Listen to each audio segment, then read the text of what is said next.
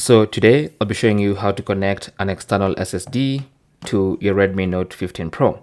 Now this is very simple, especially because the external SSDs come with a Type-C connector, and all you have to do is plug it into the Type-C port of your phone. Simple as that. Now after some time it should read. You can see it's currently reading, so you want to give it a couple of seconds, and once it's read, it's going to give you a pop-up which you can tap on to open the file manager. Although you can still open the file manager by swiping up and looking for the file manager.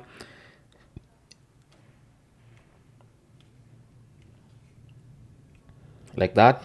And in the file manager, if you now tap on browse, you should be able to access the USB device. Now, if you use a different file manager like the Google Files file manager, then it also has its own way of accessing USB devices. So these are now the files and folders inside this external SSD. You can go in there, you can look at photos, you can transfer photos to and from, and it's wonderful. Thanks for watching. Don't forget to like and subscribe. And if you have any comments or questions, feel free to talk to us down in the comment section. Good luck.